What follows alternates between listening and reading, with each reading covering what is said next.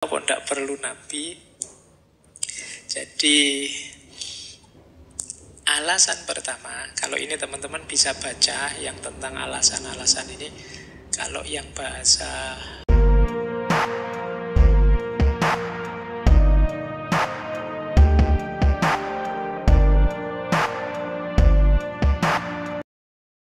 Assalamualaikum warahmatullahi wabarakatuh. Jumpa lagi di Kata Filsafat. Ar-Razi, hakikatnya manusia itu tidak membutuhkan nabi, tidak memerlukan wahyu atau kitab suci atau mukjizat. Hakikatnya ya, saya bilang tadi mungkin ini bagian dari sayangnya Allah. Sebenarnya tidak pakai itu pun kita sudah bisa menemukan kebenaran. Mungkin maunya ke situ. Dengan akal kita pun kita sudah mampu menemukan kebenaran. Tidak harus perlu diberi nabi, wahyu, kitab suci, mukjizat dan lain sebagainya. Jadi asumsi besarnya ini. Dengan pandangan inilah nanti Ar-Razi ini banyak disebut orang yang sudah mulhid. Mulhid itu orang yang sesat. Cara berpikir inilah nanti antara lain yang dikritik oleh Imam Ghazali dalam Tahafudul Falasifah. Meskipun secara spesifik sebenarnya Tahafudul Falasifah itu mengkritisi Ibnu Sina dan Al-Farabi.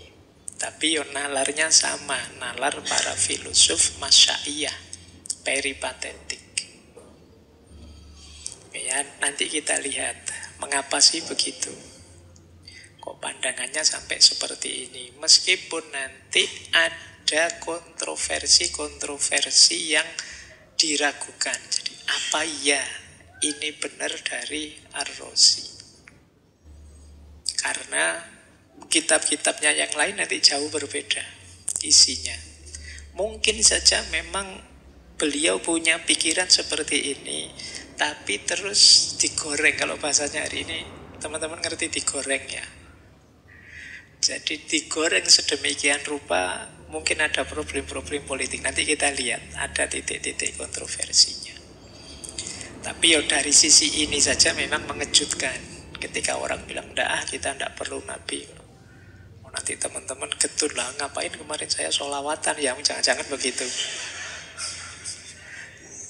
Nah ini saya bilang tadi sejak awal ya tidak harus ditelan. Tapi teman-teman nanti jadi tahu, oh itu tuh gagasannya yang kontroversial.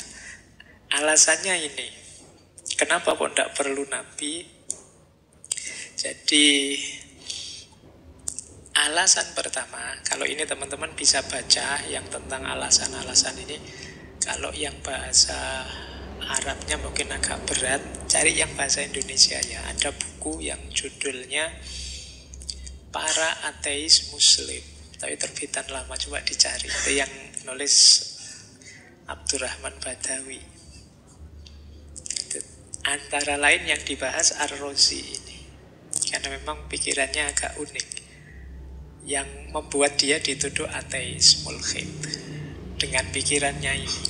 Yang pertama apa? Untuk membedakan baik dan buruk, modal akal saja sudah bisa, kata Ar-Razi. Tidak perlu tadi bantuan Nabi lah, Al-Quran lah, dan lain sebagainya.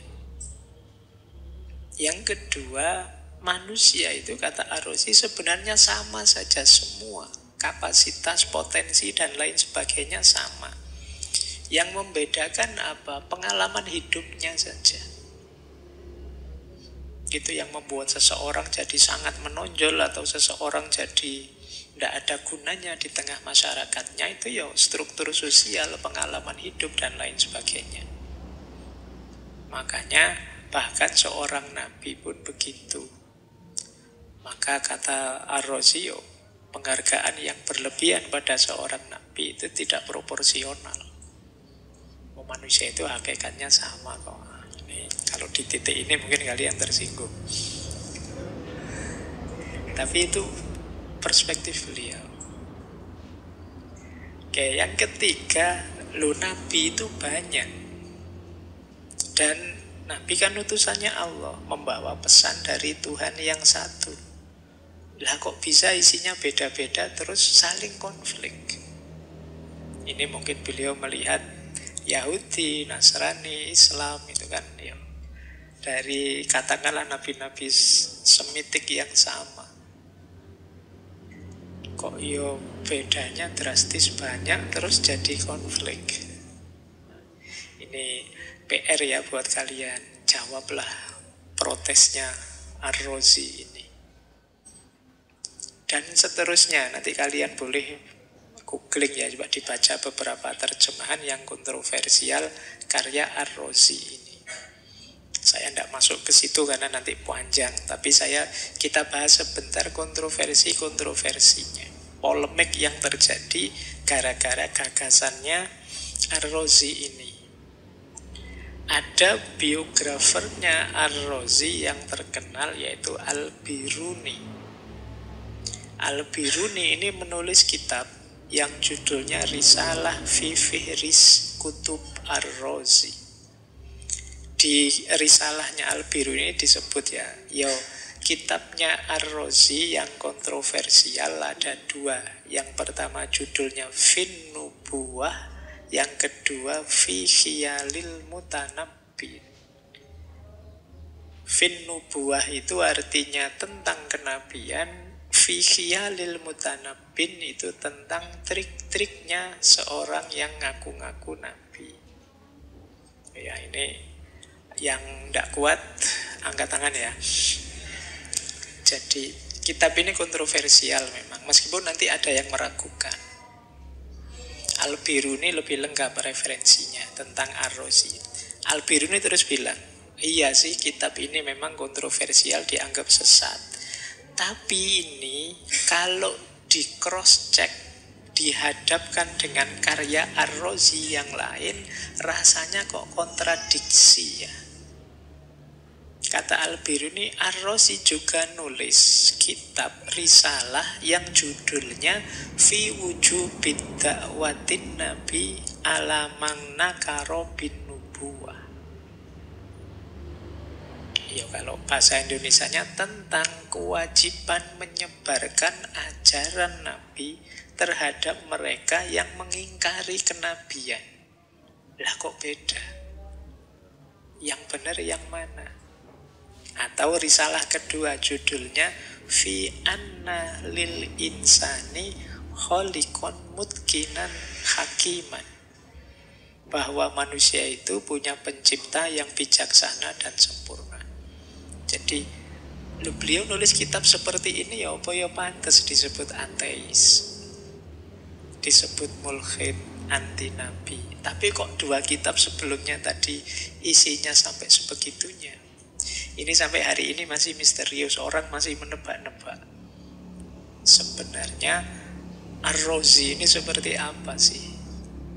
Sayangnya dua kitab yang terakhir ini tidak utuh lagi, sulit dilacak sampai utuh. Ini yang membuat orang masih salah paham sampai hari ini pada Ar-Razi. Ada lagi yang membuat orang ragu-ragu. Salah satu masterpiece-nya Ar-Razi itu kitab Tibbur Ruhani, pengobatan jiwa. Di kitab ini, kalau kitab ini teman-teman boleh cari, masih ada.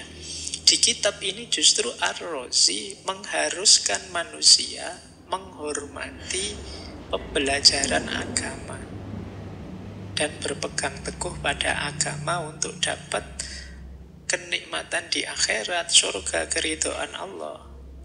Di situ juga Ar-Razi mengharuskan kita menghormati Nabi, baik pribadinya maupun sirah atau sejarahnya. Ini mulai kan saya sebut polemik karena ini orang mulai ragu, ini beneran apa ya ini gagasannya Ar-Razi. Tapi kalau dilihat dua kitab yang awal yang disebut sesat tadi, kayak memang nisbatnya pada Ar-Razi. Atau orang ini memang gagasannya evolutif, atau kitab itu ada konteksnya sendiri. Mungkin konteksnya yaitu tadi, ini kok umat beragama jadi tidak mau mikir, males mikir, tidak mau berkembang, maunya pasrah saja, tidak maju-maju akhirnya. Sama kan kayak Nietzsche tiba-tiba bilang Tuhan sudah mati, kita yang membunuhnya. Itu kan mau mengkritik orang kok beragama mentalnya jadi mental Buddha, tidak kreatif, tidak mau memperjuangkan mimpinya sendiri. Alasannya Tuhan. Itu kan kayak orang beragama yang kalau ada apa-apa ya sudah takdirnya Pak. Kuliah tidak lulus-lulus, ya mungkin Allah menginginkan seperti ini Pak. Ya kan kamu hampir DO masih bilang semua ada hikmahnya kok Pak. Nanti Allah yang ngatur semuanya Pak. Ini kan kalau istilahnya Nietzsche kan ini kayak mentalnya Buddha. Tidak berani memperjuangkan nasibnya sendiri. Tapi keberagamaan banyak orang kan ada yang seperti ini. Sebenarnya itu yang diserang oleh Nietzsche. Ya kalau memang gara-gara Tuhan kita males, mental budak, bunuh saja Tuhannya, kata Nietzsche begitu. Oke, baik. Ini polemik pertama. Ini bahan diskusi ya. Pokoknya malam hari ini materi kuliah beneran. Biar kalian rasanya kayak kuliah di filsafat. Kedua, ada profesor filsafat Islam dari Kairo. Beliau ini banyak mentahqiq tulisannya Ar-Razi, Syekh Abdul Latif Al-Abd. Beliau menelaah ternyata tuduhan-tuduhan mulhid kepada Ar-Razi, tuduhan sesat pada Ar-Razi itu berasal dari kitab A'lam An-Nubuwah karya Abu Hatim Ar-Razi. Sama-sama dari Roy. Cuma Abu Hatim Ar-Razi ini dari kalangan Ismailiyah, Syiah.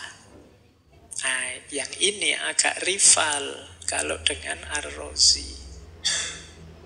Makanya kata Syekh Al-Abd, kelompok Ismailiyah Syekh Abu Hatim ini sering salah paham terhadap pandangan-pandangan Ar-Razi.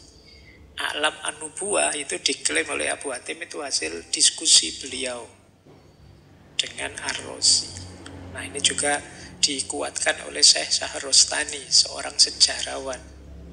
Kata Syekh Shahrostani, tuduhan pada Ar-Razi itu memang harus diragukan karena yang membuat kaum Ismailiyah, yang kelompok ini memang sering diserang oleh Syekh Ar-Razi. Jadi ini ada kemungkinan ini problem politik. Politik itu kan kadang ngeri, banyak hoaxnya.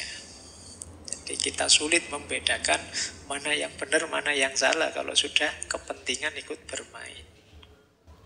Kalau dalam politik itu kan kalau sudah senang ya dipuji-puji terus setinggi langit. Kalau sudah benci ya pokoknya dijelek-jelekkan terus, bahkan baik-baiknya tidak diakui, kebalikannya. Oke, saya tidak tahu yang malam hari ini ikut ngaji ada yang partisan politik apa enggak. Semoga tidak begitu ya. Ya monggo saja, karena ya politik penting. Kalau dunia politik tidak teratur, hidup kita juga tidak akan nyaman. Mungkin ngaji kayak gini juga tidak akan nyaman kalau politiknya jelek. Jadi ya penting orang-orang baik masuk ke dunia politik. Tapi ya itu tadi, hati-hati karena jebakannya banyak. Sama ketika kita bulan lalu membahas Syekh Badi'uzzaman Said Nursi itu loh, yang sampai beliau berdoa, A'udzubillah minasyaitonir wassiyasah. Aku berlindung pada Allah dari setan dan politik. Ya, boleh kalian baca itu kalau pas di medsos kok ada gegeran politik, ya kamu baca doa itu ya.